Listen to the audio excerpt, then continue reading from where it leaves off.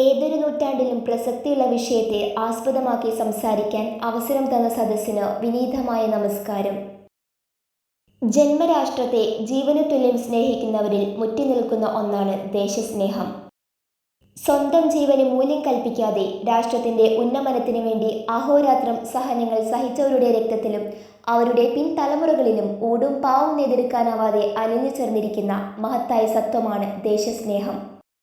ഭഗത് സിംഗിൻ്റെയും രാജഗുരുവിൻ്റെയും ടിപ്പുവിൻ്റെയും ചന്ദ്രശേഖർ ആസാദിൻ്റെയും എല്ലാം പിന്മുറക്കാരെ നമ്മളിൽ എന്താണ് ദേശസ്നേഹമെന്നത് പ്രത്യേകം പഠിപ്പിക്കേണ്ടതൊന്നല്ല. എന്നിരുന്നാലും വീണ്ടും ഒരു ആഗസ്റ്റ് 15 കൂടി കടന്നു വരുന്നു. ഈ സന്ദർഭത്തിൽ ദേശസ്നേഹമെന്ന വികാരത്താൽ ഭാരതീയരെ എന്നെന്നും പുളകം കൊള്ളിക്കുന്ന ഒരു വെള്ളി നക്ഷത്രത്തിൻ്റെ ധീരതയെക്കുറിച്ച് ഓർമ്മപ്പെടുത്തുവാൻ ഞാൻ ആഗ്രഹിക്കുന്നു. 1921 അത്. ബ്രിട്ടീഷ് ഭരണകൂടത്തിൻ്റെ കിരാത ഭരണത്തിനെതിരെ സ്വാതന്ത്ര്യപ്രേമികൾ കലാപമുയർത്തിയ കാലം. നിസ്സഹകരണ പ്രസ്ഥാനം കൊടുമ്പിരി കൊണ്ടിരിക്കുന്ന വേളയിൽ പുണ്യകേന്ദ്രമായ വാരണാസിയിലെ നിരത്തുകളിൽ പ്രതിഷേധ പ്രകടനങ്ങൾ നിത്യകാഴ്ചയായിരുന്നു. പ്രകടനക്കാരുടെ ആവേശത്തിമിർപ്പിൽ നിന്നും പ്രചോദനം ഉൾക്കൊണ്ട് 14 വയസ്സുകാരനായ ഒരു ബാലനും മുൻനിരയിലുണ്ടായിരുന്നു.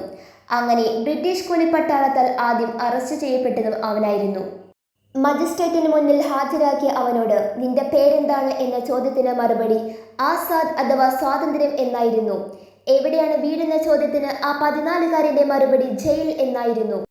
കോപാകുലനായ മജിസ്ട്രേറ്റ് അവനെ ജയിലിലേക്ക് അയക്കുന്നു. അവിടെ അവന് അഭിമുഖീകരിക്കേണ്ടി വന്നത് കേട്ടുകേൾവിയില്ലാത്ത മർദ്ദനമുറകളായിരുന്നു. കൈകാലുകൾ കെട്ടിയിട്ട് ചാട്ടവാറുകൊണ്ടുള്ള അടിയേൽക്കുമ്പോഴും ആ ബാലന്റെ നാവിൽ നിന്നും ഉതിർന്നു വീണത് "ഭാരത് മാതാ കി ജയ്" എന്ന ബ്രിട്ടനെ നടുക്കുന്ന മുദ്രാവാക്യമായിരുന്നു. ഈ 14കാരനാണ് ആ വെള്ളി നക്ഷത്രം, ചന്ദ്രശേഖർ ആസാദ്. ദേശസ്നേഹം എന്നത് ആഗസ്റ്റ് 15 മാത്രം അനുഭവപ്പെടേണ്ട ഒന്നല്ല, മറിച്ച് ജീവനുള്ള കാലത്തോളം നിലനിൽക്കേണ്ടതാണ്. ഒരേ ഒരിന്ത്യ, ഒരൊറ്റ ജനത, ഒരേ കുടുംബം നാമെല്ലാം, ഒരേ ഒരമ്മ, ഒരൊറ്റ രക്തം, ഒരേ മതക്കാർ നാമെല്ലാം എന്ന് പാടുവാനും അഭിമാനിക്കുവാനും നമുക്ക് സ്വാതന്ത്ര്യം കിട്ടി. ഇനി വരും നാളുകളിൽ രാജ്യം നമ്മോട് ആവശ്യപ്പെടുന്നത് മേൽപ്പറഞ്ഞ ആശയത്തിൻ്റെ അന്തഃസത്തത നിലനിർത്തുവാനാണ്. അതിനുവേണ്ടി ഒരുമയോടെ നമുക്ക് പ്രവർത്തിക്കാം.